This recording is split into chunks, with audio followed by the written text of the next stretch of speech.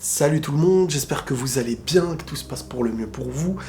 Je vais lire un message qu'on m'a envoyé et je vais rebondir là-dessus. La personne me dit « On parle beaucoup de ne pas se soucier du regard des autres, ne pas stresser pour des choses futiles, etc.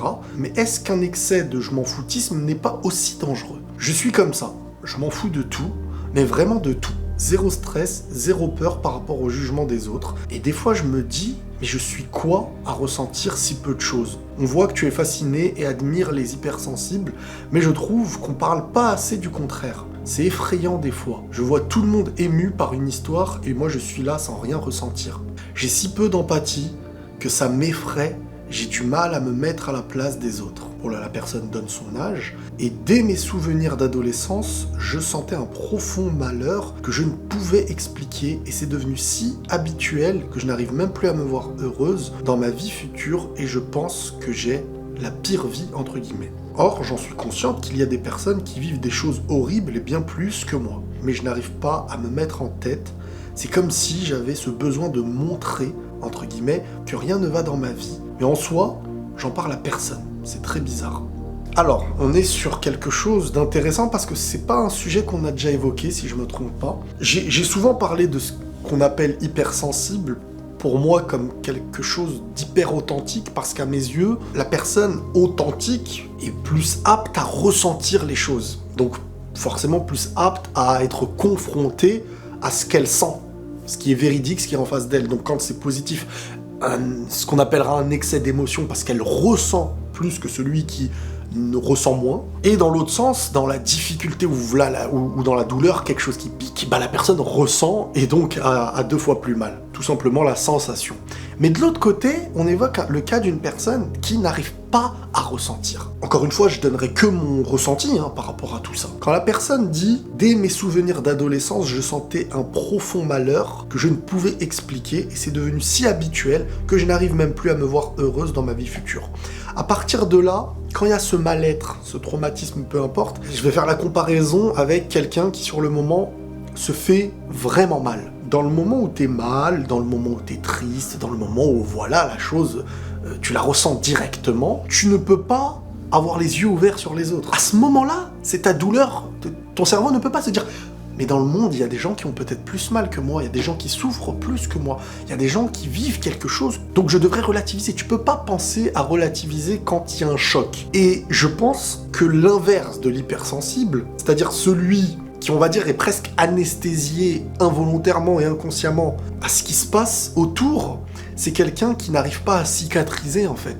C'est quelqu'un qui a cette douleur continuelle, qui parfois lui-même continue de faire vivre, mais en fin de compte, c'est simplement, à mes yeux, encore une fois, quelqu'un qui est dans une douleur qui le hante. Et quand t'es dans la douleur qui te hante, et que t'as mal, c'est dur d'avoir la raison. La raison, elle intervient comme un remède. Donc si tu te préoccupes pas du regard, parce qu'il y a aussi un excès dans le fait de pas se préoccuper du regard. Bien sûr que le regard des gens ne doit pas avoir un impact négatif sur nous, mais on sait très bien qu'on est des êtres humains et qui vivons avec les autres. Si vraiment on se préoccupait pas des autres, pour moi tout le monde se préoccupe un minimum des autres et du regard, parce que sinon tu sortirais de chez toi, s'il y avait personne sur Terre, tu pourrais sortir de chez toi tout nu. Tu vas pas le faire.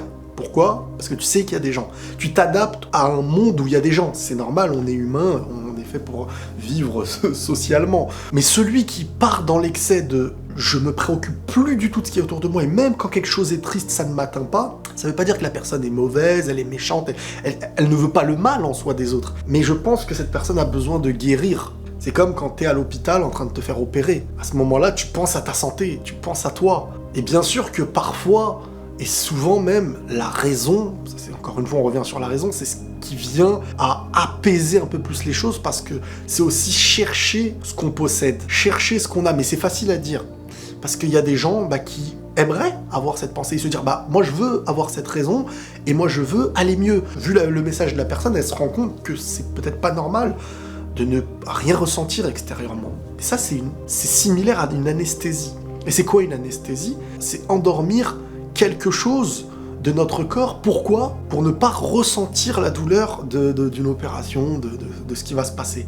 Donc la personne, en fait, c'est comme si elle s'était auto-anesthésiée d'un instinct de sécurité, d'un bouclier et d'une protection, inconsciemment, surtout quand ça vient depuis très jeune, face à des traumatismes, je pense, qui tout au long de la vie, et qui durent, pour être protégé des douleurs, parce qu'à la base, il y a déjà eu cette douleur. Donc, c'est parce que tu as ressenti, et peut-être plus que les autres à un moment donné de ta vie, qu'aujourd'hui, tu n'arrives plus à ressentir car tu t'es protégé et bloqué. C'est comme une personne, imaginons, qui a été traumatisée en amour, qui se dit « je préfère être triste à ne pas vivre l'amour que de vivre la douleur que l'amour m'a offert », on va dire, entre guillemets, l'amour, parce que l'amour, normalement, c'est pas la douleur. Mais vous voyez, c'est pas quelqu'un qui est né sans ressentir. C'est quelqu'un qui, à cause d'un moment de sa vie, s'est anesthésié et se protège instinctivement. Comment réussir à sortir de ce bouclier petit à petit? Je pense que c'est que par du petit à petit, hein, c'est pas par du choc. Et puis, ces gens-là peuvent être très... En fin de compte, pour moi, ça reste des gens très sensibles malgré tout, parce que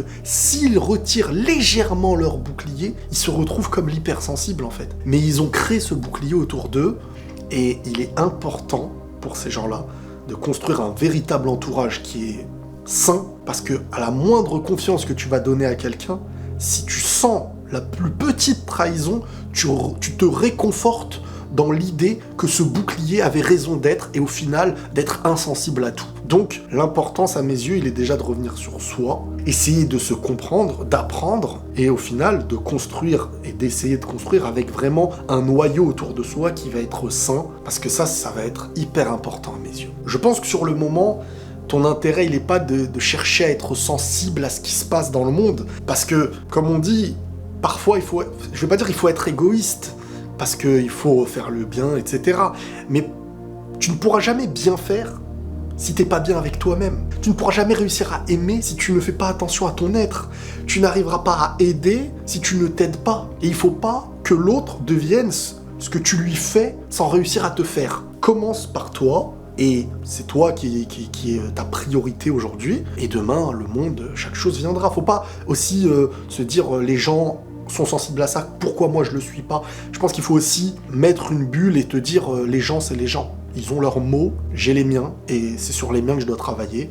Tout autant que ceux que tu ne vois pas chez eux existera aussi parce que eux ne le montrent pas à travers d'autres boucliers. Donc je pense qu'il faut ce travail individuel, un entourage vraiment sain, des gens qui te comprennent et ne te sens pas anormal. Tu n'es pas anormal, il y a des raisons à ce qui fait qu'aujourd'hui tu puisses peut-être moins ressentir les choses, mais au fond et derrière ce bouclier se cache quelqu'un qui a vraiment ressenti peut-être plus que les autres. Donc la véritable personne derrière le bouclier, elle ressent. Et c'est important de se le dire. T'es un être humain, t'es pas différent des autres. Voilà à peu près ce que j'avais envie de dire. On pourra revenir sur ce genre de sujet très bientôt. J'espère que cette vidéo aura pu apporter des petites choses positives. Prenez tous soin de vous et la paix sur vous.